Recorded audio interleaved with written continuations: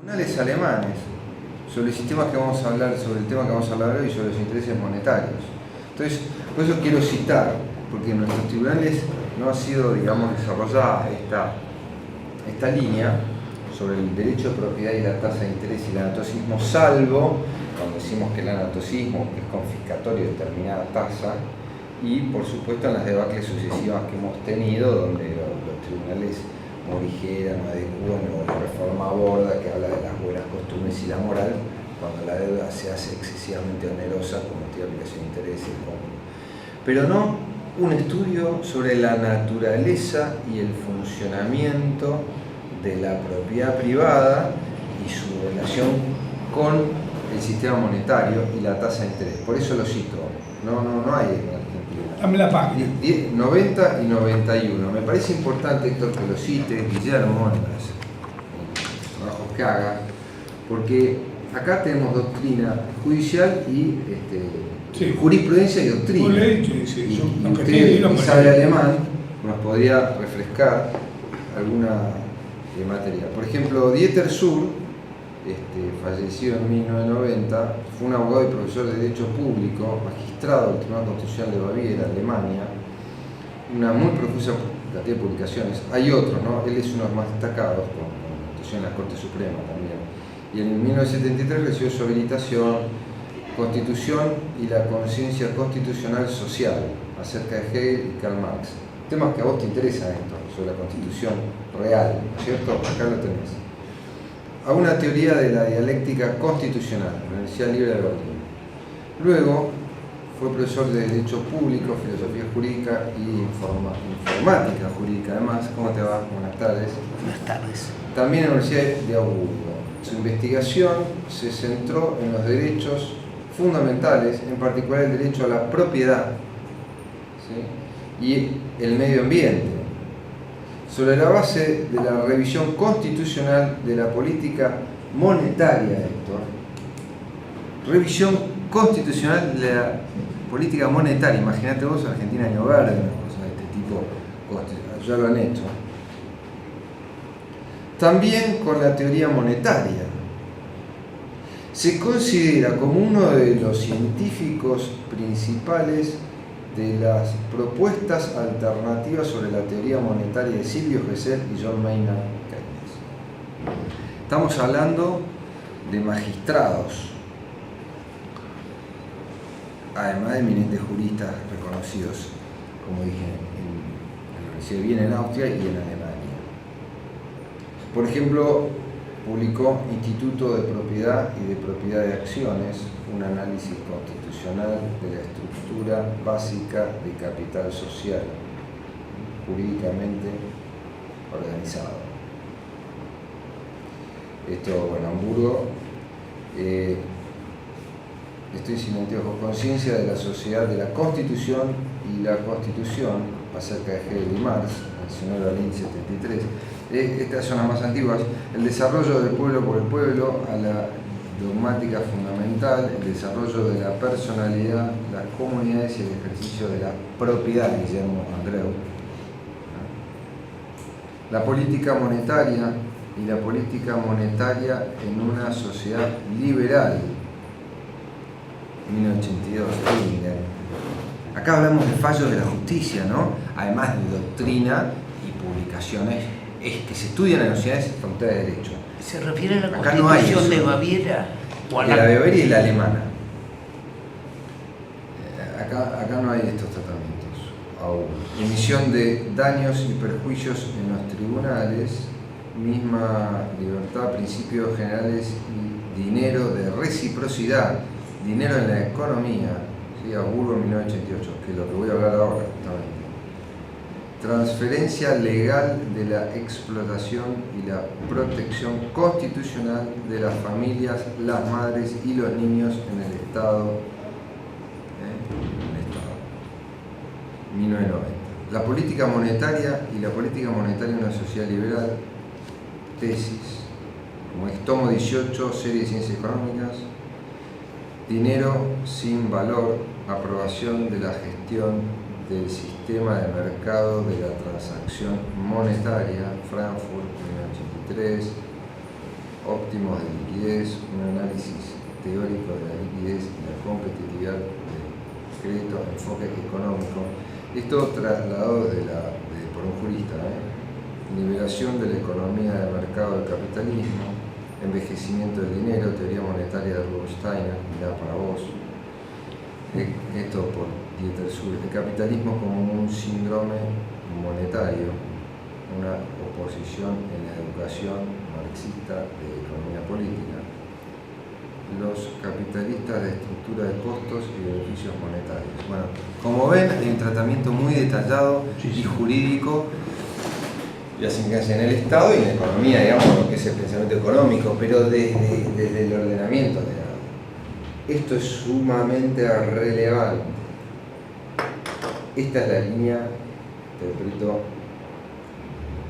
me gustaría que se podría fomentar, y en una casa como este, el Instituto Rioja además, un convenio con la universidad, con Tübingen, Hamburgo, Berlín, a ver qué se escribió, qué escribimos acá, y hacer un convenio científico y empezar a publicar justamente el impacto de lo que es el tratamiento constitucional y legal de la teoría monetaria, porque hay una codificación de la propiedad en distintas formas, distintas propuestas, aunque no se hable de estos temas, es técnico, es basado en derecho, digamos, y se está derecho en función del sistema jurídico, no en cuanto a jurisprudencia y normas. Entonces, acá lo que tenemos detallado de los artículos, me parece importante como publicidad, en realidad, introducir la temática, porque digamos, y voy a empezar con esto, el sistema monetario, digamos, es en sí mismo el dinero, digamos, la bisagra entre el derecho y la economía, porque la moneda tiene un componente jurídico, porque es derecho de propiedad y pertenece a la economía. Entonces, la ciencia económica y la ciencia del derecho está el dinero. Porque parte de ambas naturalezas. Por eso es tan importante para los abogados meterse en esto y entenderlo. Porque además, yo creo que es más jurídico. La experiencia argentina está plagada de ejemplos de confiscación de la propiedad privada vía el sistema monetario. Pero los abogados no se ocupan del tema. Los fallos simplemente pretenden con el plan Moritz resolver las situaciones puntuales, pero no hay una doctrina, y mucho menos de la Corte o de cualquier tribunal federal o provincial, en relación a la naturaleza jurídica del dinero y del derecho de propiedad en términos monetarios. No la hay. Ahora, yo creo que hace una visión de conjunto. Que yo esa es la Corte de ese ángulo. Como creo ser poseedor de ella, sí, la voy a dibujar para plantearlo no como para tratar ahora, ¿no? Creo que el asunto, después de mucho pensar y muchos años, he llegado a esta relación.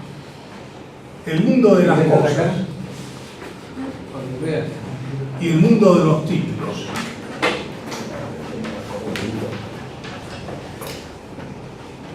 Solo el ser humano, los animales no necesitan títulos para adquirir cosas como el coco, ni matar tigre, nada. Entendemos las cosas. Aquí, este mundo de las cosas se divide en muebles e inmuebles, que es uno solo, la tierra. Y este, según el derecho que se dicte, ¿no?, se divide en moneda y títulos de propiedad sobre la tierra. Ahí termino.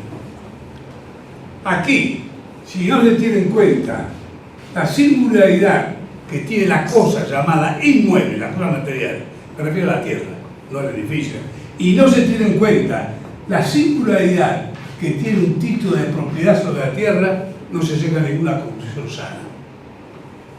Close. Te invito como esquema para pensar. ¿Ese gráfico es tuyo o lo copias? Invención mía. Después de muchos años de meditación. Por supuesto, perdóname. Sí. Simplemente este signo es porque habla de una circulación, ¿no? Si esto no funciona bien, el signo este infinito se rompe y aparece el disturbio social, aparece el conflicto. Entonces, estos, digamos, son las áreas que hay que prestar atención siempre en conjunto. Y nosotros, en este momento, esto y esto nosotros estamos derivando del derecho romano de propiedad. No todo el mundo, nosotros. Bueno, no quiero interrumpir la disertación tuya, pero es para que dejo para pensar. Bueno, entonces, para arrancar un poco el tema es justamente el derecho de propiedad que nos reúne. ¿Qué hacemos? Empezamos. Yo, si me permitís, previo a empezar, entonces la invitación al Instituto IOJA, en tu persona, que además entiendo que manejas idiomas, la posibilidad de conectar con lo que tienen los juristas hegelianos de Alemania, me parece una posibilidad decisiva si podemos comunicar y desde acá puedas impulsar o a tu nombre. Yo lamento mucho que, no sé por qué Guillermo está presente, porque para ser sincero, que tiene las vinculaciones con la Universidad Alemana es Guillermo. Pero de cualquier manera lo tomo nota que vos estás diciendo. Porque es algo propio de la Facultad de Derecho en este caso. Claro. Y de magistrados de los tribunales alemanes. Pero te tomo una cosa, que ¿no? Guillermo ha estado allá dando clases, en realidad no está en Alemania tan dividido derecho con economía, ¿no? Es decir, las salas, por decir así, mezclan ambas cosas. Esta fractura que hay acá, que nosotros estamos a cargo de derecho y los otros están de economía, esto no existe. La primera experiencia que yo recibí fue en el año 69, que yo viajé invitado por el gobierno alemán a la reciente República Federal Alemana, cuando todavía estaban en Bonn. Entonces me habían ofrecido un plan de un mes. Entonces yo dije, bueno, un mes para, digamos, para aspectos de la sociedad y otro mes para oficina del Estado encargado con economía. Entonces, en este segundo grupo, digamos, dije, bueno, una entrevista, no sé si todavía vive Müller Armach o Walter Eucken, ¿no? No estaban ellos, pero estaba uno de los llamados autores del milagro alemán.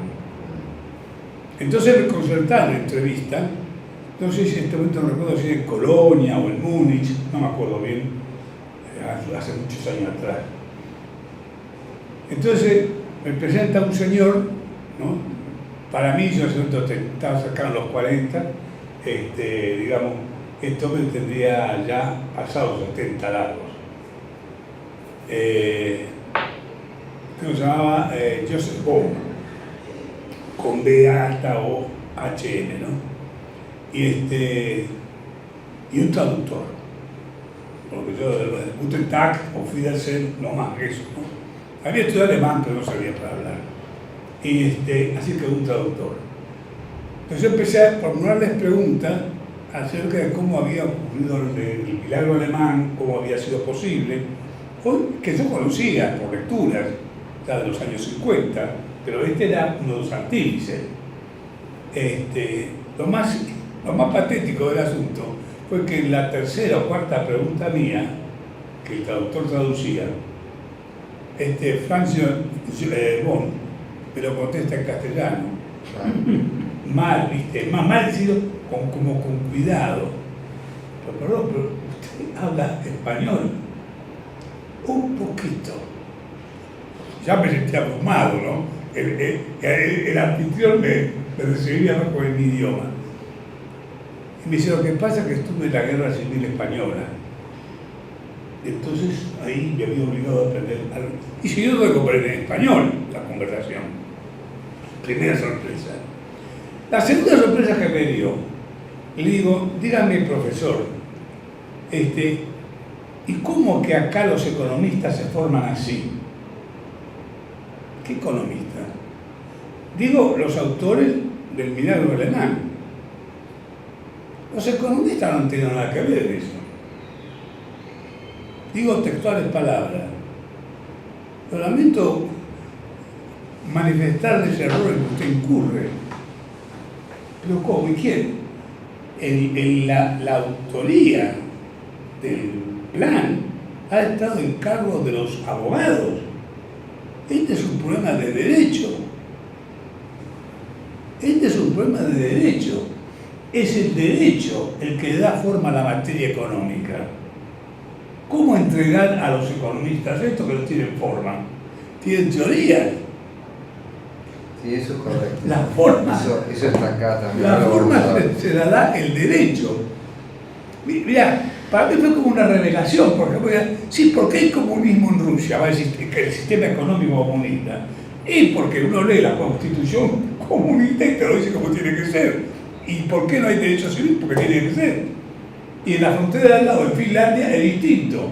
Es decir, ahí capté, ¿no es cierto?, la importancia del derecho como si fuera un antiguo romano, ¿no?, que al final el derecho es un invento humano para ordenar la vida social.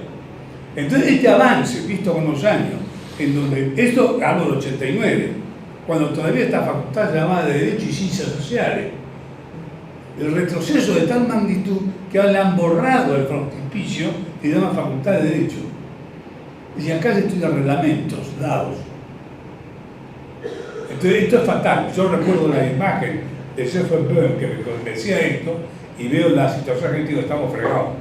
Porque a uno, si un abogado de esta casa le pregunta las cuestiones económicas, y a no me tiene que ir a Avenida Córdoba. Y si uno va a Avenida Córdoba, me contesta con el plan Marshall o el acuerdo internacional. No, me habla de cosa del Código Civil, va de retro. No, teníamos una materia de derecho, pero realmente era asquerosa. Es imposible. No me gusta. Es terrible. Perdóname esta pequeña incursión, pero estoy pudiendo hacer una viva del drama argentino. No olvidan que la constitución que tienen y con lo que se puede criticar del Código Civil que ordena la economía argentina es producto de letrados. Bueno, si vos me permitís, yo le voy a agregar a eso que yo voy a ser provocativo, pero lo que digo es exacto, es objetivo y está aprobado, digamos. Lo digo de una forma provocativa para despertarnos, pero en realidad no es más que la realidad, a veces estamos dormidos. El milagro alemán no existió en términos técnicos, tampoco el milagro francés. Después vamos a hablar de Japón, ni el milagro chino. Eso es droga, son insumos al cuerpo social, sintéticos, que no corresponden al ordenamiento jurídico normal natural. Y te voy a ser más concreto. Lo que pasó en Alemania y también en Francia es que se emitió una segunda moneda. Una segunda moneda, en paralelo a la moneda nacional del Banco Central y por fuera del Banco Central. Por ejemplo, en Estados Unidos hay 4 bancos centrales, nadie lo sabía. La Reserva Federal, está el Ministerio de Desarrollo Social, que es su equivalente norteamericano, tiene una autoridad monetaria central que maneja todas las cooperativas de crédito y cajas de crédito, cuyo banco más importante es la Marina de los Estados Unidos de Norteamérica, la US Navy, que en todos los cajeros de los portaaviones, los buques de guerra, las distintas flotas en el mundo tienen cajeros automáticos, Banelco, ATM, que están regulados por el Ministerio de Desarrollo Social, por las mutuales y cooperativas que tienen un banco central aparte, como si fuera el INAES acá, no por el Banco Central. Después existen los bancos estatales que no son federales, que están regulados por la autoridad estatal y no responden a la Reserva Federal. Por eso la Reserva Federal es federal y tiene 12 casas en todo el país, cada una va regulando la política monetaria de su región, de sus estados. Y después está la autoridad monetaria, el control monetario en Washington, que hace el seguimiento y regulación de los movimientos, transacciones de dólares en todo el mundo, de Estados Unidos hacia afuera. Y tiene autoridad regulatoria. Y negocia, de ahí después salió el eurodólar, que fue la base del euro, que eran dólares, cosas que van por abajo. ¿Y la autoridad para imprimir dinero Reserva corresponde a este Federal, último? Reserva Federal. No, es el manejo del dinero en el exterior de Estados Unidos, que es independiente. Actúan las 4 en conjunto. China tiene el renminbi y el yuan. No hay milagro chino. Es un curro político que algunos se permite y otros no. Disculpen, sé que me están grabando, voy a seguir directo, tenemos poco tiempo y hoy el mundo va a un enfrentamiento de China y Estados Unidos muy directo porque China tiene un gigantesco subsidio, pero no es como lo dicen solamente por los 900 millones de trabajadores, que no es menor, y bajos salarios, pues no podrían tener un nivel de infraestructura y de tecnología y complejidad como el que tienen en tan poco tiempo sin una población educada como la que tienen hasta el 70. No, hay un componente de crédito monetario fuerte que es un fogonazo que asocia a Argentina, por lo cual no tiene solución, tomar deuda externa para pagar el gasto social, la inversión que no cierra. En China eso no pasa. O sea, su sistema político va directo a las universidades y al sistema productivo, que se multiplica. Y en Alemania pasó lo mismo. Erhard, y después Eucken, pero fue Ludwig Erhard, fue el que creó el cheque postal, que después es el mismo sistema que tomó el ministro de Economía de Gaulle, que ahora voy a recordar el nombre, que está citado acá en el prólogo. Sí. Jacques Rueff. Jacques Rueff. Y acá está. Y entonces en el prefacio, y hablamos del modelo argentino, y ahora voy a decir por qué ellos copian el modelo argentino. Esto es fabuloso, por eso yo lo pongo a consideración de los colegas, para que hacer una tesis de estrés, a ver si lo que digo es cierto, porque está acá, están las pruebas. Jacques Rueff. Entendemos que asimismo Alemania imitó este modelo de economía social del mercado. Hesseliano, en lo que se llamó el milagro alemán, testimoniado en la posguerra por Ludwig Erhard y sus innovadores esquemas monetarios. Y Jacques Rueff hizo lo propio como ministro de Economía del general de Gaulle, autor del milagro francés, a través de la implementación del llamado cheque postal, una moneda paralela que reactiva y dinamiza violentamente la economía. Después fue retirado. La unidad de fomento chilena es una moneda hesseliana. ¿Cuánto tiempo duró? Y duró más de 5 años, 7, 8 años, 10 años. ¿Quién, Rueff? Acá no el sistema de cheque postal, y en Alemania por ahí duró un poco más. Sí, se instaló en el 48-49. Con instituciones que funcionan, con el apoyo político norteamericano. El plan Marshall fue un plan importante, por supuesto no marginal, pero secundario en este punto. Es una confluencia de acciones que dan. La Argentina es un país marginal, periférico, denostado, huérfano, una enfermedad total, de clase dirigente y ahora de clase intelectual, que la tuvimos. Ya ni eso, ¿no? Por ese debate ya es aburrido, yo no quiero ver más la tele porque no hay gente que elabore mucho, y La Nación también tiene gente que no elabora mucho, tanto en el... Hay algunos columnistas en el suplemento económico más innovadores, o a veces aparecen pensadores, pero es bastante chato y repetitivo de pensamiento, muy ideologizado en los distintos diarios, ¿no? Pero es una opinión personal. Entonces, dicho lo cual, yo lo que les quiero mencionar es que fue Hessel el que plantea por primera vez en forma sistemática, técnica y científica, y da la metodología, es decir, las herramientas, los instrumentos para medir, cuantificar y sobre ellos operar con herramientas concretas en el organismo económico y social. Porque hasta ese momento, que es 1899, te voy a hacer una referencia a Steiner ahora, de 1899, hacen acordar. 1899, la Argentina en 1899, el 4 de noviembre dicta la ley 3871, por la cual oficialmente la Argentina es el primer país del mundo que deja el patrón oro como régimen monetario nacional e internacional.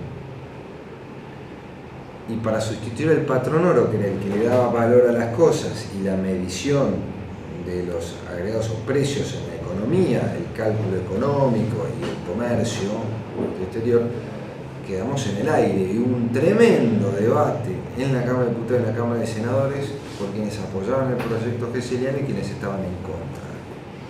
¿Y quiénes están a favor? ¿Quiénes promovieron el proyecto hesseliano? Básicamente el empresario argentino-alemán Ernesto Tolkins, que era argentino, de familia alemana. Tolkins, el apellido es sueco, pero el padre era de Baltimore, pero tenían intereses en Alemania, y después trabajó en casas de comercio alemanas en Buenos Aires. Entonces empezó a representar intereses de Europa continental, sobre todo de Bélgica, después de Alemania y después de Francia. Por eso tenía diferencias con los que representaban los intereses británicos. Pero resulta que el presidente Roca elige como su mano derecha y su consejero financiero a Ernesto Tolkins, que por supueto hablaba de Alemania y se había conocido con Silvio Gesell, a quien conocía porque yo estuve con la familia Tolkins y Y me dijeron, sí, mi abuelo me contaba que era amigo de Silvio Gesell, como una curiosidad de color, y que venía a la casa y eran amigos. Claro, hablaban alemán, la comunidad alemana se conocían como la italiana, los franceses hablaban francés, los vascos se juntaban en el club vasco, ¿no? Y en los temas económicos y quienes escribían se van conociendo. Aparte Gesell era muy promotor de sus ideas, publicaba, hacía folleto, iba al Congreso, se paraba en la esquina del Congreso y repartía. Bueno, tiene montones de publicaciones. Y son la base de lo que el pensamiento humano daba a llamar keynesianismo, de Keynes. Y Keynes lo reconoce. John Maynard Keynes, en la teoría general del interés y la ocupación del dinero, dice, en el centro del libro, hay un capítulo donde dedica 5 páginas a Silvio Gesell, diciendo que es su inspiración. Y si uno lee la teoría general y lee lo que ustedes tienen acá, que es parcialmente la transcripción en el último cuarto de la obra de Gesell, van a ver el paralelismo violento entre una cosa y la otra. Exacto, Keynes toma toda la formulación hesseliana, le da un giro un poco más academicista, pero descarta una cosa de Gesell y le agrega otra. ¿Cuál es? El manejo de la tasa de interés. Gesell la neutraliza, Keynes la empodera y dice, estuvo cerca de encontrar lo esencial, Gesell, estuvo cerca, pero acá lo que tenemos es lo que se llama técnicamente la preferencia por la liquidez. ¿Castellano qué significa? La preferencia por el dinero líquido, la preeminencia del dinero líquido por sobre los demás bienes y valores en la economía. La acumulación del dinero genera interés financiero. La preferencia por la liquidez es el capital líquido, no el capital real de la economía.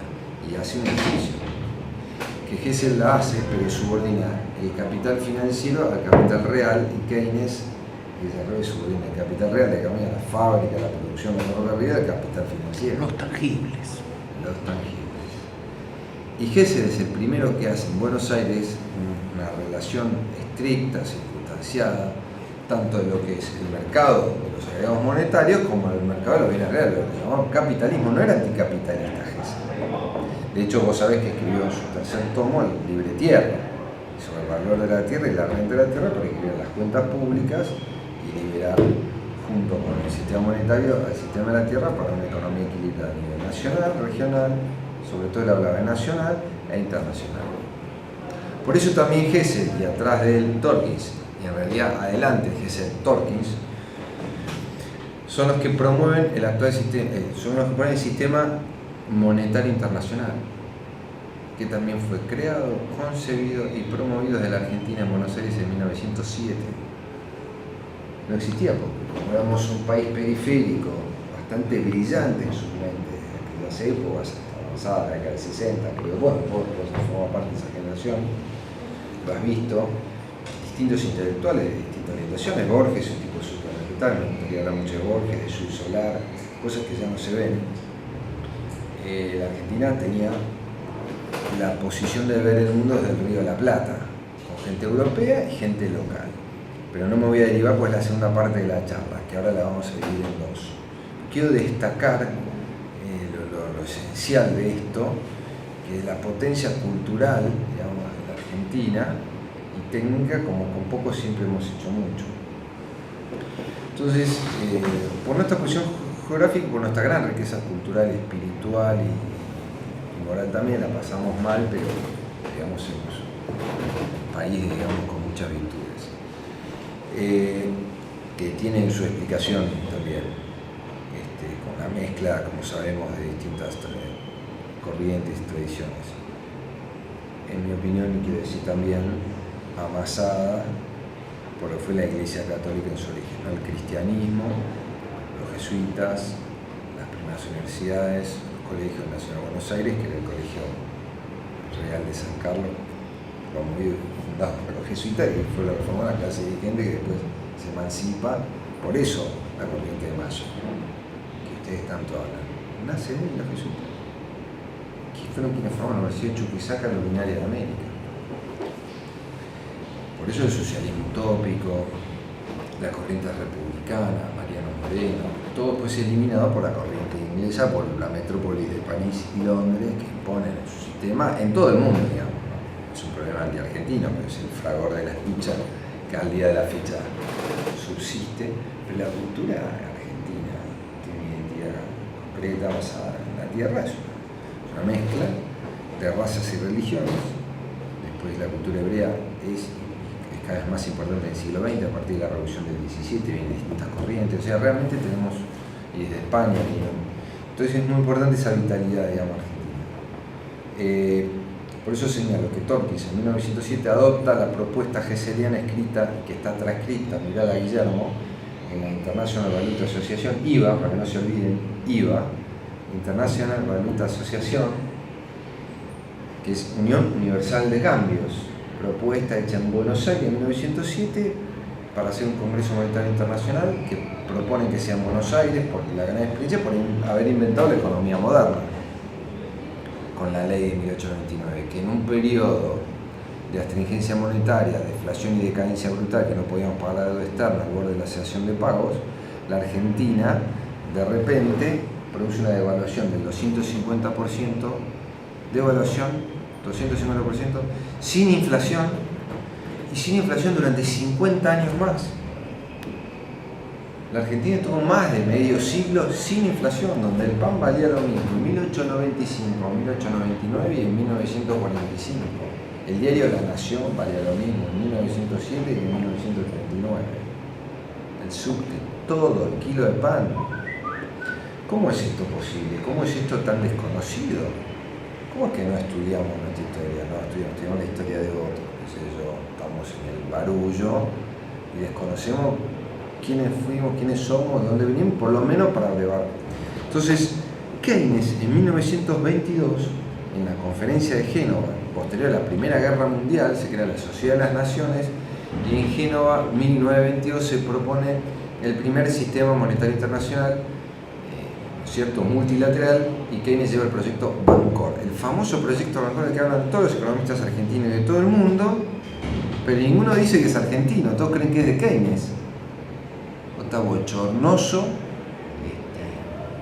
renunciamiento de la Academia Argentina a su propia historia y su propia historia. Habría que ir a preguntar a la Academia Nacional de Ciencias Económicas que estudiaron, la Academia Nacional de Derecho y la Academia Nacional de Historia, porque esto no está. ¿Por qué no se estudia? Vos, Guillermo, lo vas a ver ahí y decime, por favor, cuando lo termines, decís como te lo digo o no. Por supuesto, Héctor, además tenemos las juristas alemanes que siguen la doctrina de un argentino como Silvio Gesell por adopción, y yo entiendo que es argentino, no solo porque su familia asumió su empresa fueron en Argentina, sino porque escribió en castellano su teoría, después su libro más importante fue en alemán, pero en base a la experiencia argentina, y lo adopta el Estado argentino, no el Estado de Alemania. En la Alemania nunca tuvo predicamento Gesell, y en la Argentina sí, y fue política de Estado. El presidente Julio Argentino Roca adopta el proyecto Torkins, que es el proyecto Gesell, y lo promueve el 4 de noviembre de 1899, y su promotor público fue Carlos Pellegrini, el defensor público, y José María Rosa. ¿Quién es José María Rosa? Era el ministro de Economía del general Roca. ¿Y quién es José María Rosa? El padre del fundador del revisionismo histórico. Sí. Qué casualidad. No, nunca. Por lo menos subjetivo. Por lo menos subjetivo. Entonces tenemos, y acá te paso un anuncio para Héctor antes que me olvide, que desde el punto de vista espiritual, el cual le gusta brevar a nuestro colega Héctor de forma bastante precisa y, digamos, pertinente, entiendo yo. Rudolf Steiner, que es un austríaco, digamos, inspirador de la teoría de la antroposofía, y, digamos, también tiene una teoría social importante y habla del dinero y de la oxidación del dinero, y ellos toman la teoría de Gesell de la oxidación del dinero. Steiner, aunque los seguidores no lo reconocen, los seguidores son los liberales o, en fin, hay distintas corrientes, no lo entienden esto, yo lo veo con ellos. Steiner dice que la humanidad termina el Kali Yuga, en lo que él llama el Kali Yuga en términos orientales, que es el periodo oscuro de la humanidad, y subjetivo esto, dice que lo termina en 1899, y da una fecha, que a partir de allí la humanidad se libera de su esclavitud y comienza una nueva era, en términos espirituales y esotéricos. Pero ¿qué pasó en La era de Argentina? No Micael. sabemos. La era de Micael. Y lo curioso es que en la Argentina se produce la liberación de la esclavitud del patrón oro, que esclavizó a la humanidad, digamos, por milenios. Y cuando la humanidad libera esa energía, digamos, de salir de un sistema estricto, esclavizante y duro como el patrón oro, que ahora lo describiremos, tiene que ver con, por ejemplo, la comartilidad Caballo, Aldorado 1, es un corset, y se libera del corset desde la Argentina. Vienen las dos guerras mundiales, viene toda una época dorada, digamos, de las generaciones creadoras en el arte, en la ciencia, en la teoría, ¿no es cierto? La teoría cuántica, el arte, y después brutalmente, digamos, signadas por la Primera Guerra Mundial, después la Segunda, y empieza luego sí una nueva etapa. Pero la humanidad tiene ciclos largos, ¿no es cierto? Pero concretamente lo que ocurre es la esclavitud del patrón oro y lo que significa en el cristianismo, en la literatura, en la historia económica el oro, como una ficción del valor, se libera acá. Es un modelo argentino y se reemplaza el patrón oro por la macroeconomía.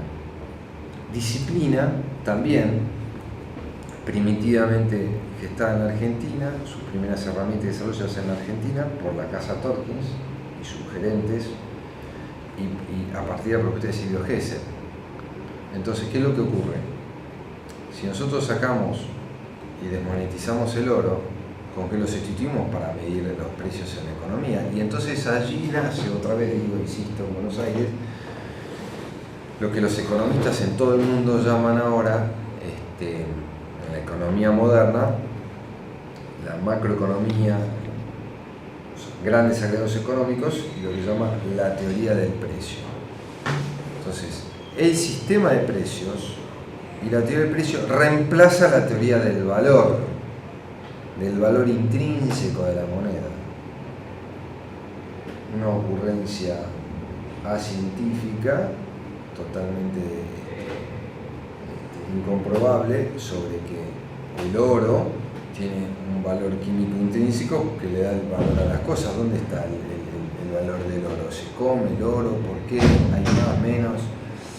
Esta teoría del valor tiene a su vez un lejano antecedente en el pensamiento de los jesuitas en América y también en España.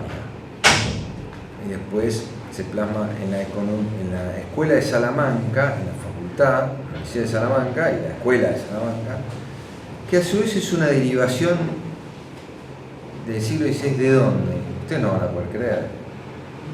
De Nápoles. Del Río de la Plata. Sí, de Nápoles, era la universidad más importante del siglo XVII, después fue la Universidad de Nápoles, es así. El de los economistas, ahí nace el concepto de economía civil, humanista. Belgrano abreva en los economistas, sacerdotes, capellanes, del sur de Italia y del norte.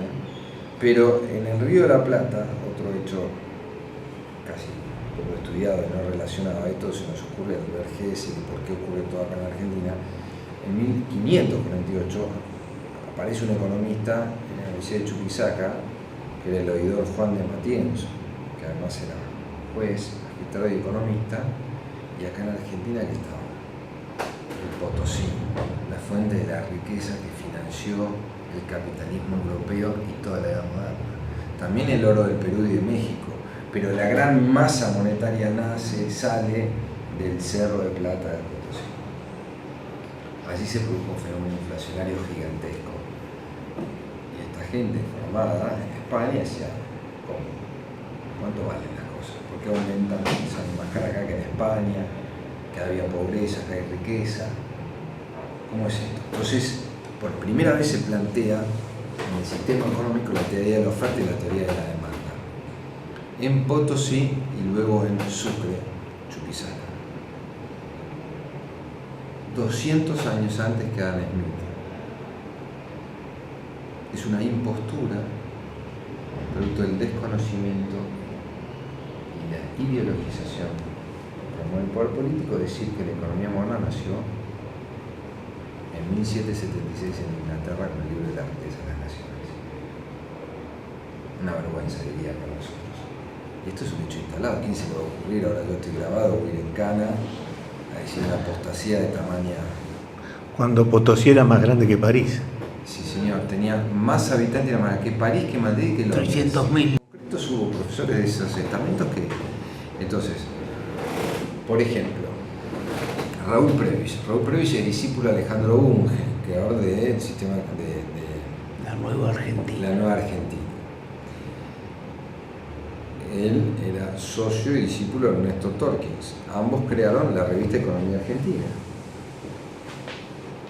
de inspiración hegeliana, donde allí se empezó a crear una doctrina de pensamiento, no solo, digamos, nacional o periférica, sino de pensamiento económico, por ejemplo, de lo que es la macroeconomía, que fue Torkins el que la promueve a través del apoyo de esta ley, con un gran enfrentamiento con una bancada opositora, mitrista, en ambas cámaras, en el gobierno, promueve esto y la oposición se opone fuertemente porque quieren defender el patronato, no querían salir de la convertibilidad.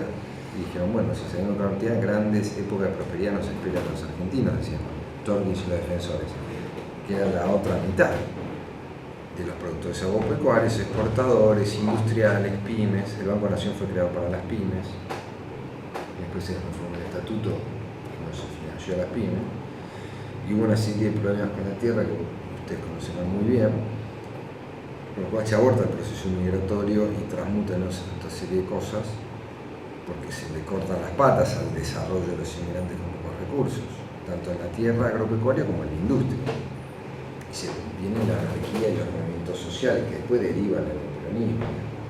Son sindicatos fuertes, anarquistas, socialistas, comunistas, en el siglo XIX. Pues les faltó lugar, en mi opinión modesta, de canalizar sus necesidades de desarrollo económico, ¿no? Por lo cual, cuando se sustituye por la ley que menciono, con la evaluación del patrón oro, se debe crear un sistema alternativo, digamos, el reemplazo, que es lo que hoy llamamos macroeconomía, pero en aquel momento la propuesta de Silvio Gesell, allí descrita, y los primeros cuadros históricos que mencionan esto, y no lo tenían, lo tiene Silvio Gesell, es que para poder medir los precios de una economía y hacer un trabajo científico y técnico de política económica, hay que estudiar los componentes de los costos de la oferta y la demanda para hacer política monetaria. Y para eso hay que medir lo que él inventa como término, que son los grandes agregados económicos: la oferta agregada, la demanda agregada, el mercado de bienes y el mercado monetario, cómo se influyen, lo que después desarrolla Keynes o Higgs, que era profesor de la Universidad de Oxford, contrario a la de Cambridge, es el que modeliza el sistema keynesiano, que es el hegeliano, como está ahí transcrito.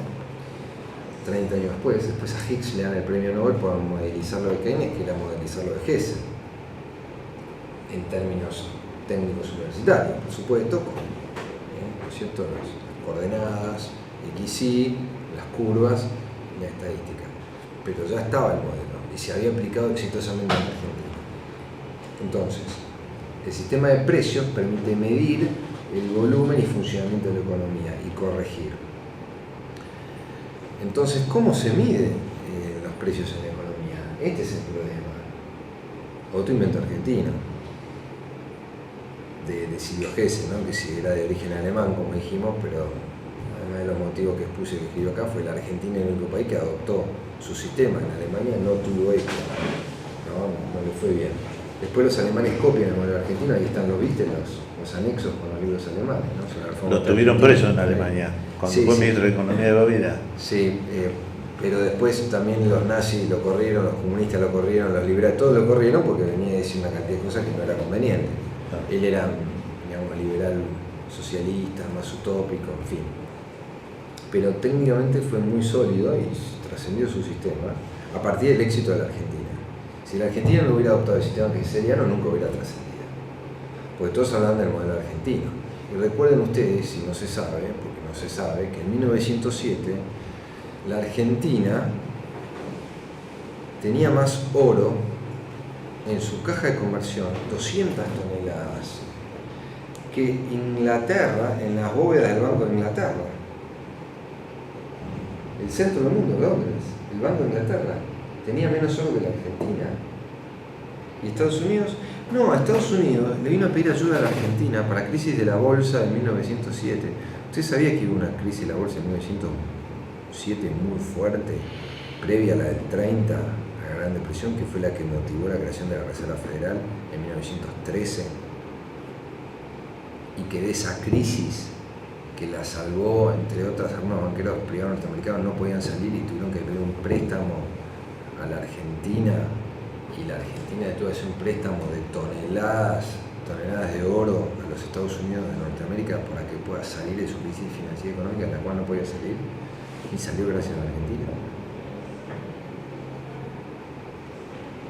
Después que se crea la Reserva Federal, viene el poder político económico norteamericano. En 1914, Primera Guerra Mundial, primera fase de predominio americano, y la primera sucursal del Banco Mundial, el Citibank, que fue el banco de la modernidad de la bandera de Estados Unidos, ¿dónde fue? En Buenos Aires, 1914. Al año siguiente creó la Reserva Federal. Después van por el resto del mundo, pero primero pusimos un pie en Buenos Aires. Y hubo después un acuerdo tipo fraudicista con el gobierno de Ariel Irigoyen para traer empresas norteamericanas a la Argentina, pero ya entramos en esquema multinacional. Eso es la parte de la historia. Pero la Argentina ya no puede desarrollar su vida. Pero el Boston ya había abierto una sucursal. Sí, pero antes de esa época. fuera de Estados Unidos. La primera sucursal fuera de los Estados Unidos de Norteamérica, el Citibank, como se hace internacional, el Citibank, y por lo tanto Estados Unidos va en su vocación internacional, es en la Argentina, en Buenos Aires. Boston en Primera 1784. No, pero eso es otra cosa, es el Banco de Boston, y eso es en Estados Unidos. Este es el Citibank, es otro banco que fue el banco, digamos, como emblema del capitalismo norteamericano exterior, y cuando empieza su expansión internacional en todos los países del mundo, la primera sucursal que abre es la de Buenos Aires, la de Argentina. Lo menciono como un dato de color que no es tan de color, sino que indica dónde estaba parada la Argentina y cómo se movió la estructura internacional. El Banco de Boston, los bancos norteamericanos son por ahí más antiguos que los nuestros, ¿no? Estados Unidos desarrolla sus sistemas monetarios directamente industriales. No es el caso de Argentina, aunque las universidades argentinas son más antiguas que las norteamericanas, el pensamiento argentino es más antiguo y la elaboración de doctrina también. Acá no se pudo cuajar porque nuestra historia es más colonialista que la de Estados Unidos, que es otro formato. Son otros arreglos que hubo ahí. Acá todavía no arrancamos, pero allá fue diferente. Hay un papa ahora argentino, no sé si eso indica alguna posibilidad para nuestro futuro, esto indicaría que por fin nos toca algo. ¿Sabrá algo de esto el Papa? No sé, algunas cosas puede saber, según sé, ya le hablaron de Gesell, conoce a Gesell. Y también es jesuita, conoce la historia argentina, conoce las misiones jesuíticas, conoce a Manuel Belgrano, conoce perfectamente la historia argentina. Yo no sé si él es un especialista en temas económicos, probablemente no, pero sí conoce la raíz de nuestra cultura, ¿no? Entonces, vuelvo al sistema de precios para no desviarme, y ahora les voy a hacer un dibujito para cerrar la idea. El método científico para sustituir el patrón oro por lo que es la teoría económica moderna es el índice de precios, y el sistema y el método por el cual se sustituye el patrón oro es el índice ponderado general de precios, que está también allí verificado por otro economista que se llama Thomas Kristen, que era el ayudante de Gesell. Hizo dos estadísticas que ahora menciono, pero básicamente Gesell dice: me reservo para otra oportunidad, y después publica cuál es el sistema para medir los precios en la economía. Entonces habla de un índice ponderado y general de precios. Entonces yo mido los precios con una base histórica, 1903 y 1901, lo mido, y después hablo de una canasta básica de bienes y servicios de consumo de la población general, capas medias y altas. Y lo pondero por incidencia, por consumo, por impacto y bienes suntuarios, ¿no? Y entonces él empieza con las nociones. Ya se había hablado otros economistas, por supuesto, de esto, tanto en Inglaterra como en otros países, pero no de una forma sistemática y técnica para medir los precios en la economía, para hacer política monetaria, para saber cuánto hay que emitir, cuánto no hay que emitir, cuánta moneda hay que retirar de la circulación para que no haya inflación, que es el objetivo de Gesell. Eso no se ha hecho nunca. Tanto éxito que estuvo 50 años en Argentina sin inflación. Entonces, después, en la segunda parte del siglo XX, creo que tenemos una inflación de 1 más 23 dígitos, 23 ceros. No sé cuántos, 50 años. Los primeros 50 años, cero absoluto. Muy raro. 100 años estamos parejos. Estamos parejos, sí, ahí nos equilibramos el resto. Entonces, el índice general ponderado de precios es la forma de medir los precios de una economía. Y con la teoría de los precios y el sistema de los precios yo puedo hacer política económica. Y nace la economía política. Si bien eso anterior, David y Ricardo fundan los principios de economía política y todos los anteriores, el patrón oro y la premisa de Inglaterra no está en el intercambio. En el mercantilismo. ¿Qué pasa? El mercantilismo de las mercaderías y la filosocracia anterior, que eran buenos desarrollos, al mercantilismo del oro y de los bancos, básicamente los términos de intercambio. Por eso acá después sale Previs y habla del deterioro progresivo de los términos de intercambio y la teoría de centro-periferia, que no es de Previs, él la desarrolla científicamente, pero es importante. Previs tiene un reconocimiento internacional brutal de Naciones Unidas. Previs es el botón de muestra de lo que es el pensamiento argentino, no es él. Es él, que era discípulo de Alejandro Bunge, que fue Bunge el que desarrolla. Pero Bunge lo toma de Tompkins y de Hessel. Y antes de él, de grandes economistas, como mencionamos en el libro, el primero de los cuales es Manuel Belgrano, que fue el que primero habló de los términos de deterioro del intercambio, que si no producíamos industria íbamos a ser productores agropecuarios y que si íbamos a ser productores habría que agregar valor, había que cerrar la frontera, había que mejorar los términos de intercambio. Manuel Belgrano. Y habló de la corrupción de la moneda cuando se la utiliza para el ahorro. Sí, exactamente. Y de la manipulación que se realiza con los tipos de interés. Y el multiplicador bancario. Siglo XVIII. Porque se empezó a escribir cuando estaba en el Consulado de Comercio de Buenos Aires, vitalicio, por la formación europea, por supuesto, y su formación jesuita en el Colegio Real de San Carlos y, digamos, formación cristiana, y de una tierra como era esta que tenía otra visión. Y él es el autor del reglamento de las misiones, la primera constitución de la nación argentina, sobre el funcionamiento de las misiones jesuíticas, que quedaron desamparadas cuando se expulsaron los jesuitas, cómo debían funcionar, los derechos y obligaciones. Fue el primer reglamento constitucional de la Argentina, que se promovía no solo para las misiones, sino para el resto. Fue el promotor del primer Banco Nacional, fondo, lo que hoy llamamos fideicomiso, un Fondo Nacional de Socorro Mutuo para productores agropecuarios del litoral. Nada de eso prosperó. Marina Mercante Nacional, la bodega nacional, los seguros, lo que después hablamos con Perón, 200 años después, él se lo planteó. No se pudo hacer. Hay mucho más para hablar de Belgrano. Creo que con esto fui concreto en hablar del liderazgo económico y cultural argentino de esa época, del siglo XIX y XX, y del nacimiento de la nueva economía en la Argentina.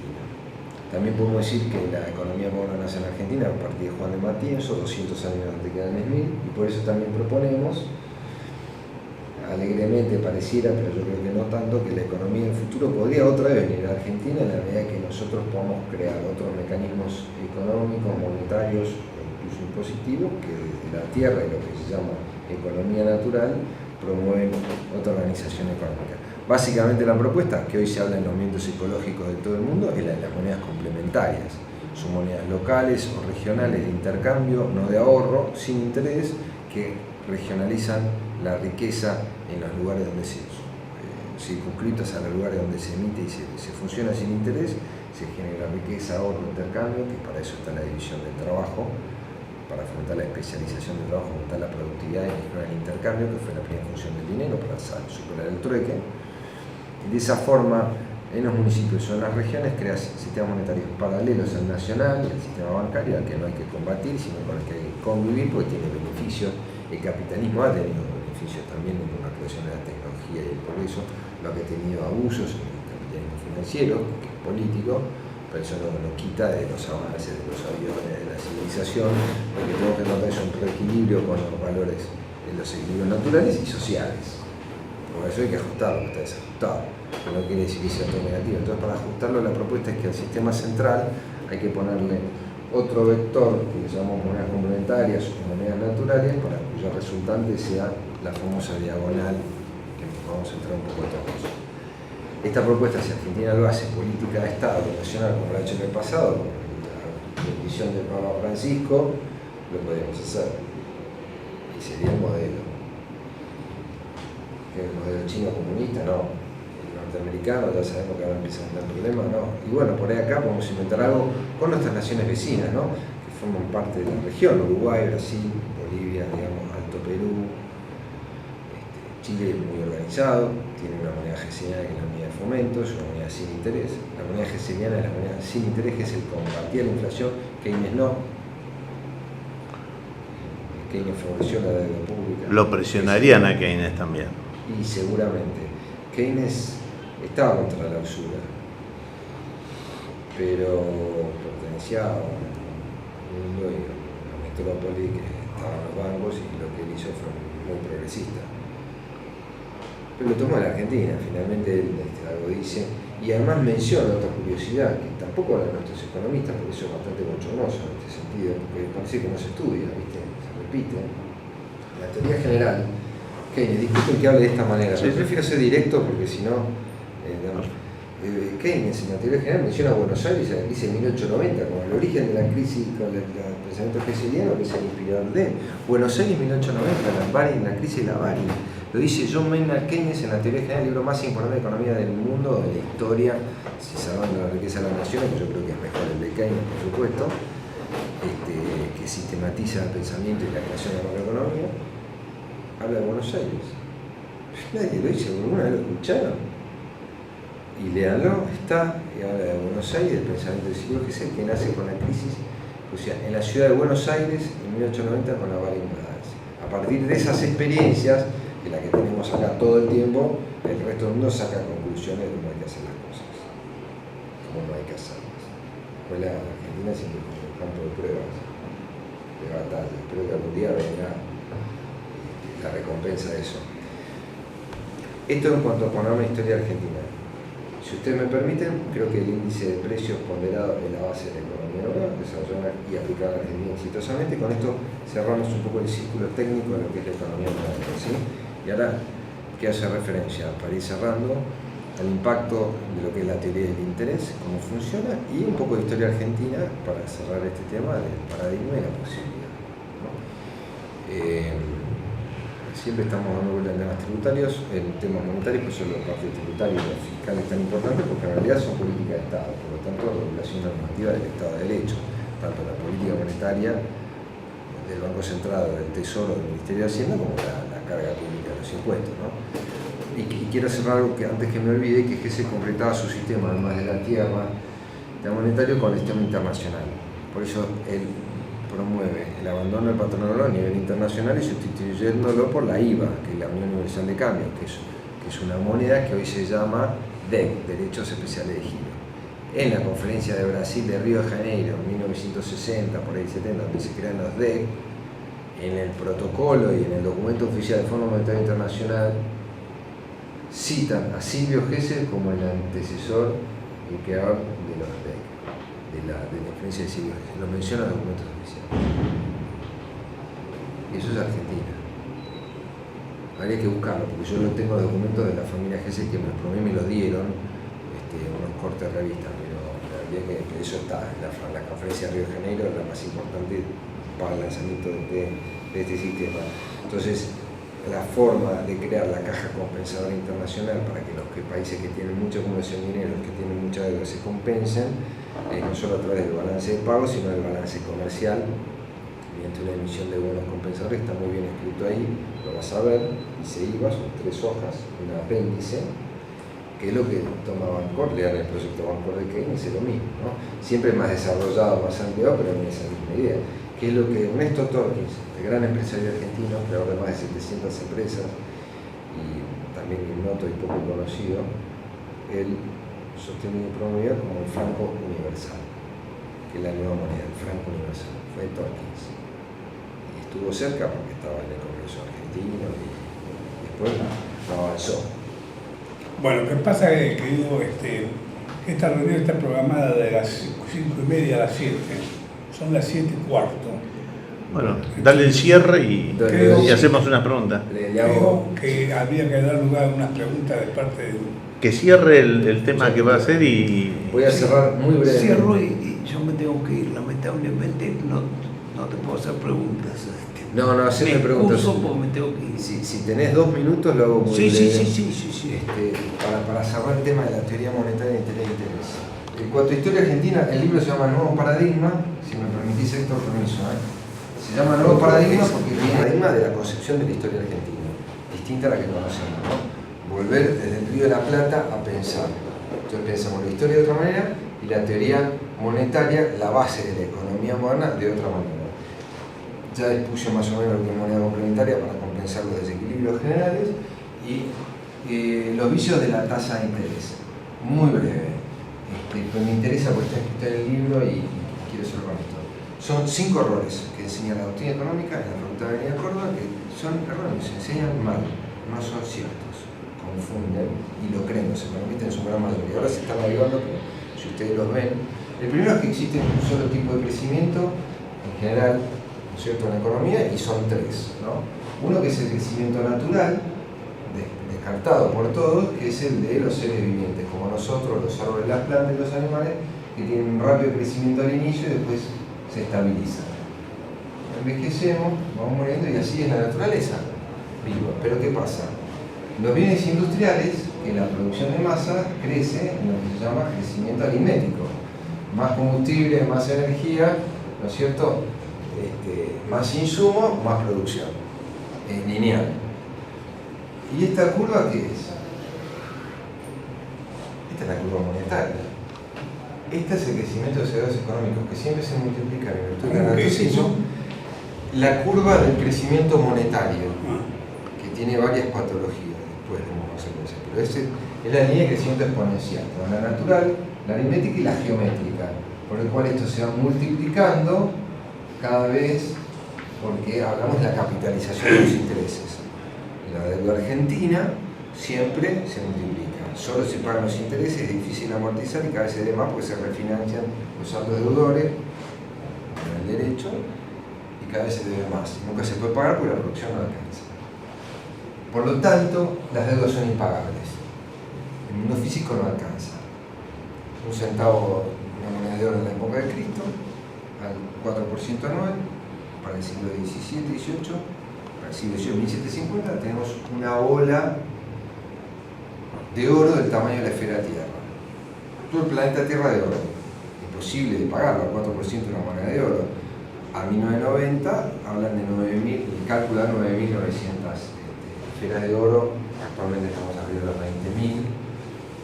planetas Tierra de oro en 20 años. Pasamos de 1 a 20.000. No, algo imposible que no entra en la mente. Esto es irracional, antinatural y anticientífico. 2. Perdón, Carlos, la curva, la parábola ascendente es la monetaria. Sí. Y la parábola descendente, ¿qué es? La natural. La natural, los seres vivos. El crecimiento natural. ¿Qué es natural? ¿Qué natural? El crecimiento natural, digamos, de los seres vivos, o podemos hablar del crecimiento natural de la economía, tendría el ritmo del orgánico. Este es el crecimiento orgánico. Es decir, los seres vivos crecemos orgánicamente. Individualmente y eventualmente los ecosistemas. Colectivamente no. Pero los ecosistemas, en realidad, digamos, mismo los ecosistemas, las selvas no se multiplican, digamos, indefinidamente, son siempre las mismas, digamos. No lo quería saber nada más. Quiere decir que crecimiento natural. La más natural son cosas. Y la parábola invertida, esa, son símbolos. Sí, sí. No, cosas podríamos decir que es la producción industrial. Que es esa es la producción diagonal, industrial, es la producción industrial. Sí. Aritmética. Aritmética. Y la parábola invertida... La geométrica Geométrica. es el dinero. ¿Qué quiere decir? No, es una multiplicación, es un signo que se multiplica. Se va multiplicando. Porque la parábola esa, la fórmula sería I igual a X al cuadrado. Bueno, por eso, sí, si lo hacemos así, exactamente. Yo lo que quise decir es que es una multiplicación. Si la curva exponencial en principio es al cuadrado, todas las potencias Más allá del son coeficiente exponenciales. natural que pueda No tener. importa el La coeficiente. curva esa es I igual a X al cuadrado. O al cubo La también. otra es O podría ser a la n. A la n, Como es es a la potencia n. futuro. Porque también Es a la n porque no está determinada la potencia en la cual se eleva. Cuando se habla de geométrico no se le pone cuadrado, cubo. Vamos a hablar Directamente de a la X. n, por eso es una curva. XY, ¿sí? Pero igual no me quería detener en esto, porque es conceptual. No, para tener idea. Más que sea al cuadrado, puede ser, como vos decís, el crecimiento de esta curva, ¿no es cierto? Es Y por X a la N, ¿no es cierto? N puede ser al cubo, a la potencia 4, pero en todo caso tiende a ser infinito y al Cada vez infinito. mayor. Entonces, si tiende a ser al infinito, por lo tanto es impagable, cada vez mayor, ¿no es cierto? Por eso es conceptual, para entender por qué la tasa de interés monetaria, ¿no es cierto?, no condice con lo que es una tasa de Pero crecimiento perdón, natural yo para no del mundo confundirme, físico. Para no confundirme, esto no está bien así. Esto tiene que ser I igual a X a la N, Bueno, no X por I. está bien. Entonces, lo que conceptualmente quiero que entendamos, porque no me quiero detener porque se tiene que ir, por eso quiero tratar de ser rápido en esto, es que el crecimiento de la tasa de interés monetaria no verifica en el mundo físico, ni en el orgánico, ni en el artificial, industrial de la producción de bienes de consumo, digamos, porque son límites físicos. Yo puedo construir un edificio, puedo construir 10 edificios, puedo llenar de edificios el planeta Tierra, de facultad de derecho, pero no son infinitas. La tasa de interés monetaria sí es infinita y pertenece al mundo virtual. En cambio, la tasa de interés de crecimiento industrial o orgánica pertenece al mundo físico. Por eso es un imposible y es una contradicción en sus términos que la tasa de interés se regule inclusive por los cuerpos legales de una forma como derecho de propiedad físico, porque no existe. Y así está definida hoy. Y el caso de la Argentina es el más concreto, como quebramos periódicamente y hay mucho para decir. El segundo error con el que se enseña este tema es que la tasa de interés es neutral en la economía, que todos la pagamos por igual y todos nos beneficiamos en nuestros ahorros por igual. Esto no es así. Ahí citamos estadísticas de Alemania como el país más estable, por el cual la tasa de interés que pagan lo que los ciudadanos en Alemania, digamos, en los precios de la economía, digamos, es mucho mayor que lo que recaudan por sus ahorros. Concretamente, todos estamos sometidos a una presión por la cual los precios de la economía tienen un componente impositivo y otro componente financiero, que es la tasa de interés, porque el productor tiene una deuda financiera, ¿sí? Porque presta, con eso produce, paga sus gastos y siempre hay un componente en el precio que es el costo financiero, ¿no? Incluso antes de las empresas de servicios públicos, antes del subsidio, que el subsidio también se paga con deuda, tenían un componente financiero para pagar la deuda con la cual adquirieron las empresas públicas. Entonces, los componentes financieros están en todo el precio de la economía. Por lo tanto, todos lo pagamos por igual. Pero sin embargo, eso no ocurre porque no nos beneficiamos todos con la tasa de interés, que quienes se benefician son los mayores inversores. En Alemania, como dijimos, hay 8 decimales de la población, 8 décimos, 8 deciles que pagan más de lo que recaudan. Un decil está equilibrado entre lo que pagan tasa de interés y lo que cobra sus ahorros, y el decil superior, infinitamente superior, que es el que recauda y se beneficia y tiene poco gasto. Entonces no es igual para todos. El tercero es que la inflación, digamos, es neutral en la economía o positiva. Ya sabemos que no es así porque es un impuesto regresivo que pagan los pobres, etc. La deuda pública en los países de Europa entre 1970 y 1990 los salarios aumentaron 400% y los costos 1400%. ¿Sí? Entonces hay mucho crédito y mucha deuda para que funcionen los estados, que no pueden recaudar. Incluso Estados Unidos, que tiene un déficit fiscal de 1,5 millones de Barack Obama, 1 trillón para ellos, 1,5 millones para nosotros, anual, por cada presupuesto. En la cuarta, los precios de economía y la inflación, el apalancamiento de la economía, que es neutral, No es cierto que nuestro apalancamiento son los derivados financieros, los instrumentos financieros de deuda que se van multiplicando, ¿sí? Entonces tenemos que después, en el caso de la subprime, con una casa que tiene una hipoteca de 100 pesos, yo le presto 80, hago una escritura, un bono, y me va pagando los 80 pesos. Pero como yo tengo un título de crédito, se lo negocio a otro banco, un fondo de inversión, ¿no? Que me paga 70 y yo le doy un título por 80.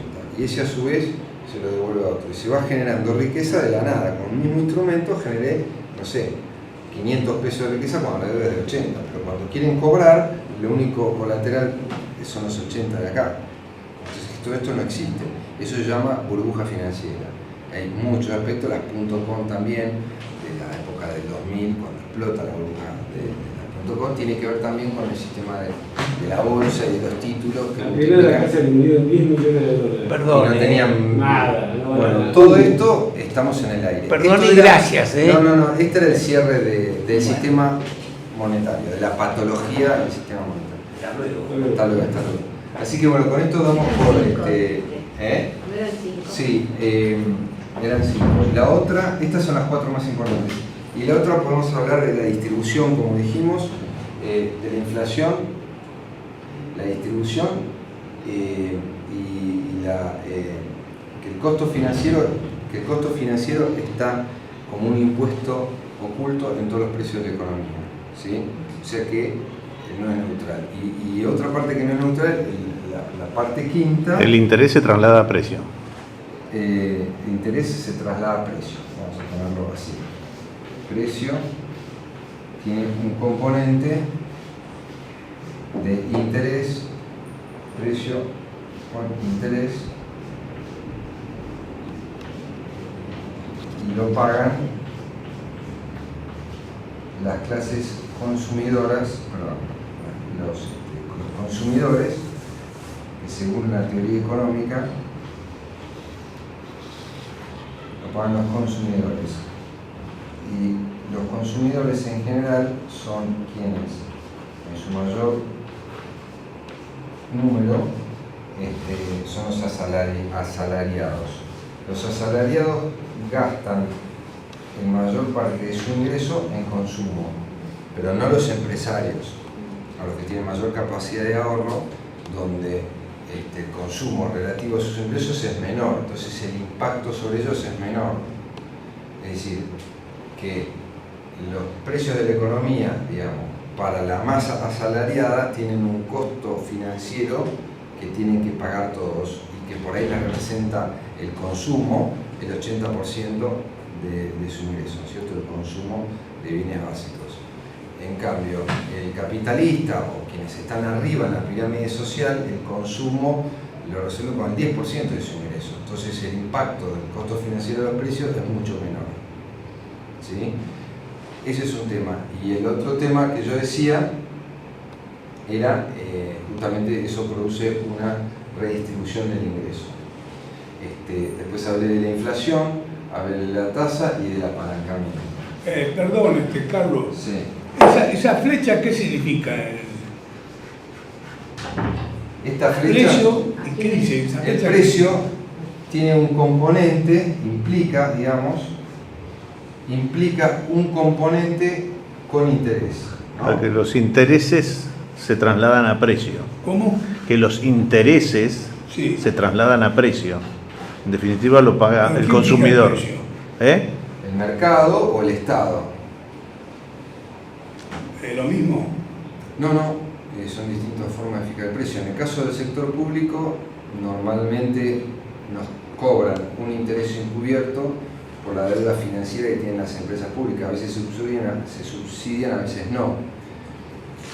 Es un precio encubierto. Y en el caso de los precios privados de las empresas también tienen un costo financiero porque se financian de alguna manera con préstamos. Es confusión.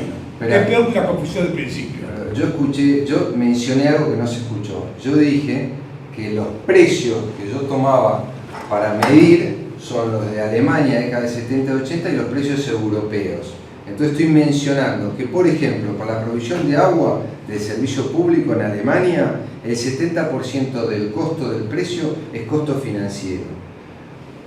para el agua. Para las viviendas, el costo financiero de las viviendas en Alemania, en la década del 80, está entre el 30 y el 40%, ¿sí?, de lo que se vende en la economía. Sea, con cualquier sistema que sea, es el precio de venta en Alemania.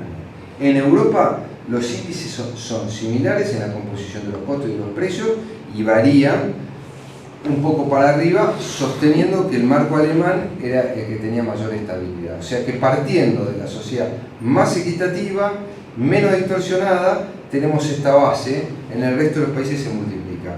Fue una base empírica concreta que utilicé para medir lo que estaba transmitiendo, por eso ponía los casos de Alemania básicamente, tanto en lo que es deuda pública como en los precios de la economía.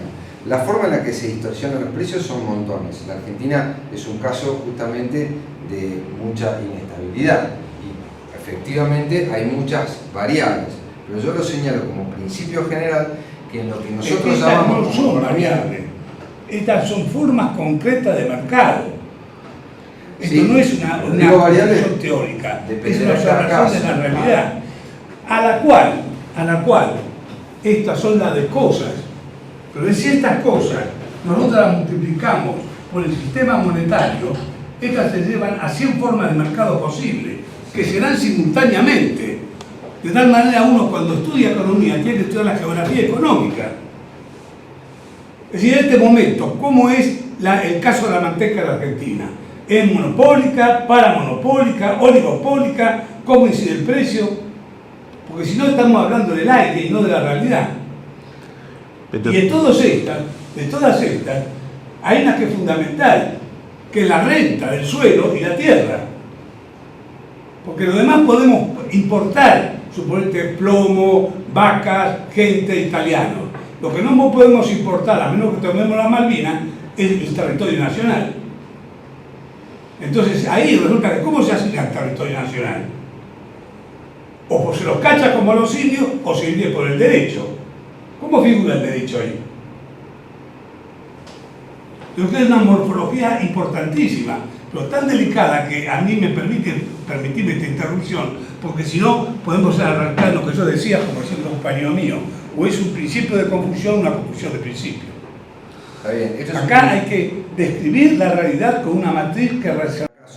Pero no entendí bien cómo considera la facultad en Argentina que dice que es una toma. No, lo que quiero decir es que dicen que la tasa de interés, no me quise extender porque no tenemos tiempo, fue muy por arriba y muy rápido, ¿no? Porque la inflación quiere decir que yo, si aumento la tasa de interés, combato la inflación. Y esto lo quiero explicar porque ella me preguntó recién cuál es el quinto principio y lo quiero explicar mejor. En la inflación dicen que es neutral en la economía, la tasa de interés es neutral. Al contrario, que es positiva. Yo aumento la tasa de interés y reduzco la cantidad de masa monetaria. ¿No es cierto? Es el pensamiento monetarista. ¿Qué es lo que sostenemos nosotros? Que si aumenta la tasa de interés, aumenta la inflación en el tiempo, no baja. ¿Por qué? Porque si, como dice la teoría, digamos, clásica tradicional, que si yo aumento la tasa de interés como hace el Banco Central, retiro agregados monetarios y bajo la inflación, lo que está ocurriendo es que al subir la tasa de interés, la tasa de referencia de los préstamos bancarios sube. Las empresas no pueden tomar esos préstamos o no pueden repagarlos, porque la tasa en general es variable. Y si las empresas no pueden pagar esos préstamos, que son cada vez más caros, no toman crédito, no se expanden, o tienen que achicar la empresa o echar gente. Si echan gente, echan consumidores. Baja la recaudación del Estado. Lo que ocurre con la suba de la tasa de interés entonces es que al generar una baja en la producción, no solo yo estoy, digamos, generando más inflación, sino que la tasa de interés hace que los préstamos sean más caros. Los préstamos más caros como costo financiero, como dije, se trasladan los costos de la mercadería, elevando el precio y promoviendo la inflación. Ese es el primer efecto. Por eso Sturzenegger las empresas tienen que aumentar, porque se aumentan los costos. Y el aumento del crédito es un aumento de la inflación indirecto. Por eso es que Sturzenegger, queriendo controlar la inflación con un interés, lo que está haciendo es alimentando al monstruo, que se lo va a devorar. Va a ser el próximo ministro que cae. Igual. Y hay un efecto secundario poco visible que mencioné recién, que es que al generar mayores costos para las empresas y un achicamiento del mercado, porque estamos echando gente y el dinero no alcanza y las ventas disminuyen, también disminuye la recaudación que está pasando ahora como un disparate de la economía. Hay que aumentar la deuda y aumenta el déficit fiscal, por lo cual aumenta la inflación para cubrir el déficit fiscal, producto de que están subiendo la tasa de interés, sube el déficit fiscal porque baja la recaudación. Indirectamente está bajando la producción de bienes, porque la economía entra en recesión y yo sigo aumentando por el déficit fiscal, cada vez tengo más unidades monetarias por unidad de producto, es decir, tengo menos unidades de producto por más unidades monetarias. Eso es inflación, necesito más plata para comprar la misma unidad de producto. Entonces, al disminuirse la producción, queda todo el dinero que está en el aire con menos respaldo en los bienes. Eso también es inflacionario. Y así termina... O sea que cuando no le presten más plata, le va a pasar lo mismo que a De la Rúa. Va a chocar contra la pared. Que va a ser lo que ya... Sí, exactamente, varias. No sé si me entendiste cuando hablé de los 5. Este era el otro efecto que yo quería mencionar, que es el costo de la tasa de interés también, como redistributivo y como productor de inflación. Que es contrario a la teoría que se tiene en la economía neoclásica. Totalmente la contraria. Y la que se enseña y se repite en la televisión y en la facultad, creo yo, de forma permanente, que es la que realmente cree la mayoría. Perfecto. Bueno, para agregar un poco la cosa, yo creo que usted es un error histórico. De la Rúa no chocó con una pared, se fue en helicóptero. Pero primero chocó contra la pared. En lo de Tinelli chocaba contra la pared. Pero, no, una pregunta. El patacón, ¿en qué medida fue una moneda geseliana? Y prácticamente en un 100%. Aunque esto no se diga, tiene mala prensa, la verdad es que el patacón creó una euforia en el mercado de la economía argentina que nos salvó de la debacle. Recordemos que estaba desmonetizada la economía argentina, los bancos cerraban, y al emitirse la gran cantidad de patacones que todo el mundo protestaba, finalmente todo el mundo lo aceptaba en pago para no cerrar el negocio, y no solo los kioscos, las panaderías y los comercios, sino que después la misma YPF, todas las empresas de distribución de combustible, y cada vez el patacón se expandió. Y no solo eso, que notamos rápidamente una reactivación económica y Claro, no fueron los commodities, fue el patacón que reactivó todo. Y aumentó la recaudación fiscal. Ahí van a ver, en una de las páginas justamente donde hablamos de la patología de la tasa de interés, un cuadro de los patacones. Sí, es notable eso. No sé si lo viste, donde... Porque yo fui testigo, o sea, a mí me llegaban, yo tomaba patacones y con la velocidad de un rayo me lo sacaba de encima. Y a la vez que volvía a entrar, entonces tiene 600 veces de la circulación. Es una moneda geseliana 100%. En la página 74 hay un cuadro publicado por Ámbito Financiero, que es este de acá, donde menciona que con motivo de la emisión de patacones, la recaudación en 10 meses aumentó un 80%. Claro. En menos de un año y sin inflación. Se cerró la brecha fiscal, porque al contrario de lo que es el parate de la economía, que aumenta y baja la recaudación, aumenta el déficit, acá se disminuyó el déficit. ¿Y qué pasa? Los bancos no podían, digamos, los patacones eran una moneda no bancaria, de circulación y no de acumulación.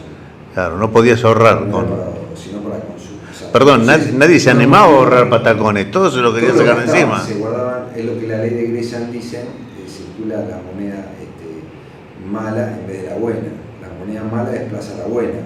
¿Por qué? Porque la buena es para acumular y la mala para gastar. Pero resulta que a nivel agregado, la moneda mala es muy positiva para la economía porque fomenta la circulación, el intercambio. Claro, y la moneda buena se usa para ahorrar. Claro. Y genera interés, claro.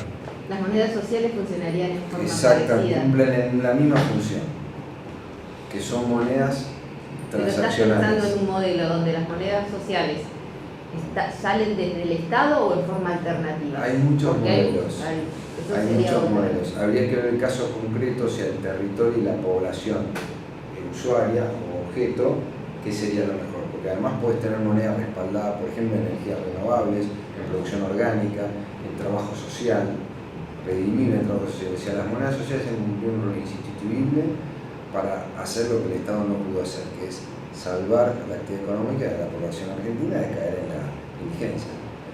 Un buen sistema de monedas sociales con un buen diseño puede cumplir perfectamente los fines, pero dependerá del diseño que se haga. Tenemos un problema acá, administrativo. Yo tengo concedida la habitación hasta las 7. en 5 minutos, no, 3 minutos, va a aparecer 3 sordos ahí que nos van a echar. No diría que hagan las preguntas que convengan, pero sí, háganlas. para terminar, porque... Otra cuestión que es interesante analizar, que también, así como el componente de impuestos forma parte del precio final y no es trasladable a precio, y se traslada a precio, perdón, los impuestos, igual que los intereses, cosa que no sucede con la renta. La renta no es posible trasladarla a precio. O sea, no significa un aumento del costo de producción como sí son los intereses. Entonces la pregunta es esto: si uno hace una reforma tributaria como la que proponía Gesell y Belgrano y compañía, ¿no? Eliminando los impuestos y recaudando el valor de la tierra, tendríamos otro beneficio, porque yo recuerdo que la moneda argentina es tan inestable porque está financiada por el trabajo a través de los impuestos. Cuando vos, en un país de bajísima productividad, por eso hay tanta gente pobre. En cambio, cuando vas a la convertibilidad de la moneda, pasa a estar sustentado por la renta, y la renta de la tierra pasa a ser una de las monedas más fuertes del mundo. Claro. ¿Entendés lo que te digo? Sí.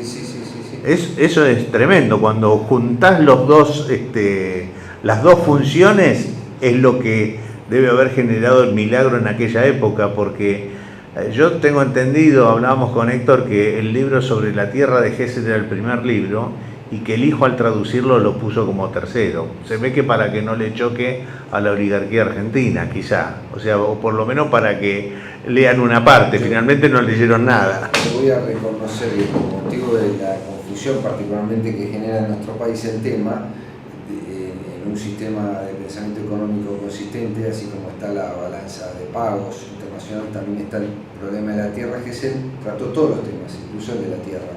Yo no lo desarrollé, lo mencionamos y explicamos que es el componente que falta para cerrar el sistema, porque justamente es muy aprensivo, pero es necesario para hablar de economía cerrar el círculo.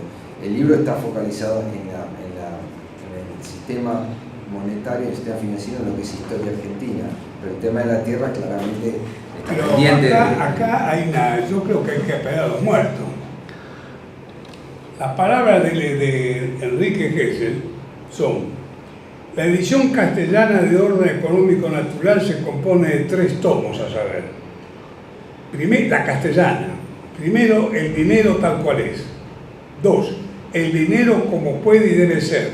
3, la tierra libre.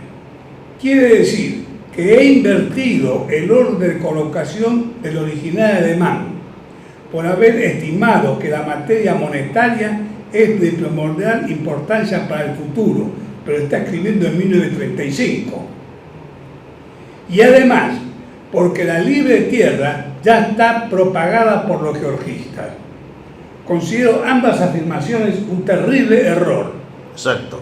Primero, porque obviamente no puede ser invocado ahora este argumento después de la guerra fenomenal del 39-45. Estos 4 años antes, donde todavía el fascismo no se había universalizado y el comunismo tampoco. Y tercero, bien equivocado estaba Gesell, el hijo, desde el momento que dice propagada por los georgistas. El georgismo tuvo algún alumbramiento acá entre 1910 y 1930. En los últimos georgistas que conocí fueron don Mauricio Virabén y José Molinari, que asesoraron a Perón en 1945.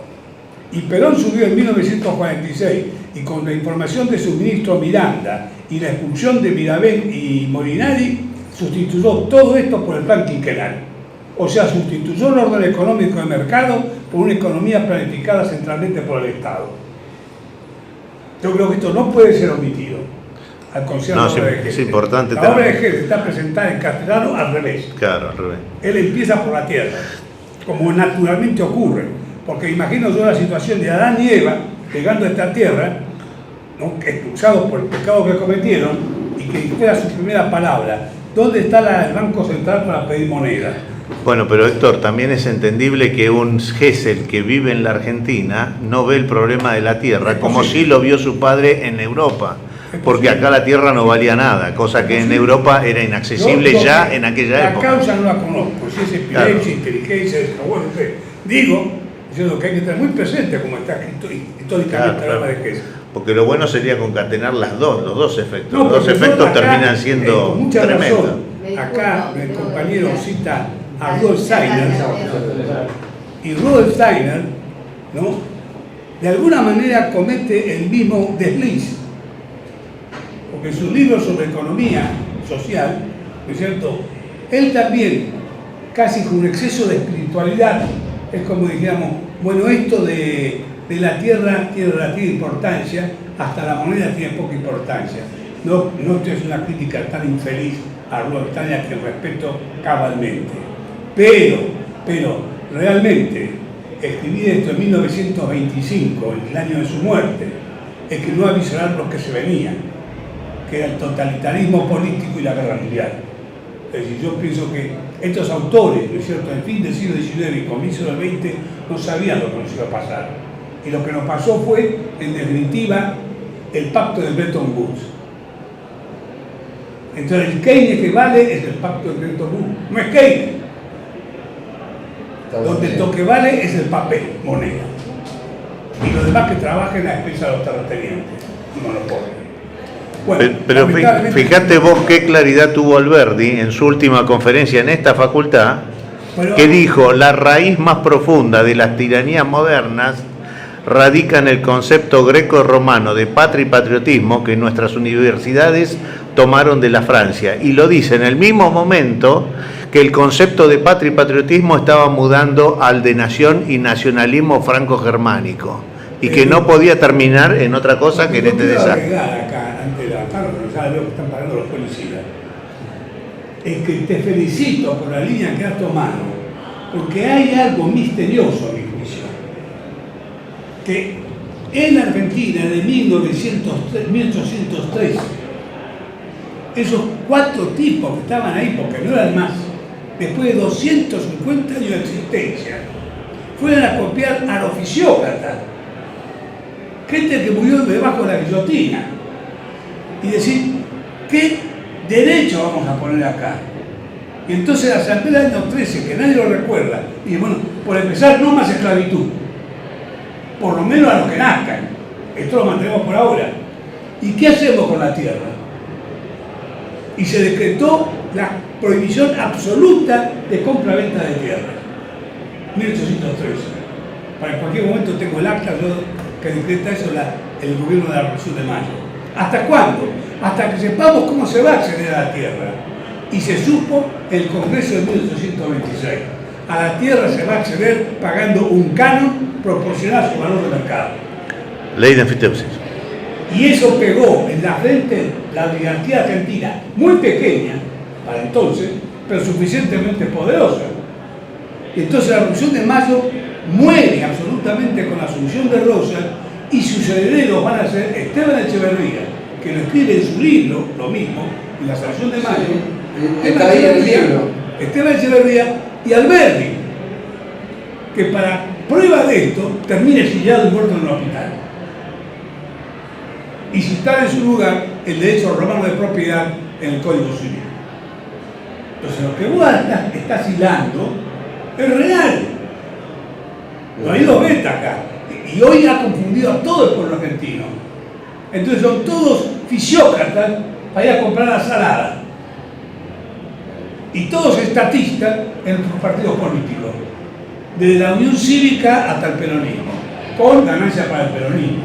Porque como es la masa, ya las cosas más idiotas se tienen que dominar. Te agradezco mucho, Ricardo, gracias. Bueno, hemos juntado 2 piezas del rompecabezas argentino, que no es poco, ¿eh? Sí. Bueno, Y esto de muchas gracias. Echeverría que decís es tal cual. Sí, no sé por qué, fue intuitivo y es salió una cosa así. misteriosa, es Misterioso. misterioso. Eso tenés que hilvanarlo, es decir, collar de perla, con que este alemán se le ocurra venir acá, Claro. acá pensarlo. Claro, ¿cómo fue? Soy loco. ¿Cómo fue? Y- Lo vas a tener la próxima reunión mía por cómo los perseguían con la Inquisición y los mataban a Y todos. otra cosa, no, yo creo que también vino misteriosamente acá, pero acá tuvo el caldo de cultivo y el ambiente cultural para hacerlo, porque él se inspira por la energía que había acá, si no, no le hubiera salido. Era preexistente a Silvio Gesell. Hay una cuestión telúrica. Es lo que yo creo. Hay una cuestión telúrica. Sí, hay Esta una es la cuestión segunda pampa más grande del mundo. Claro. La gente lo apoyó a Acá, Gesell. o sos gaucho o cowboy o vas al fracaso. Entonces fuimos al fracaso. El 90% de la población vive en 4.000 kilómetros cuadrados. Ignora la pampa. Exacto. Bueno, Gracias.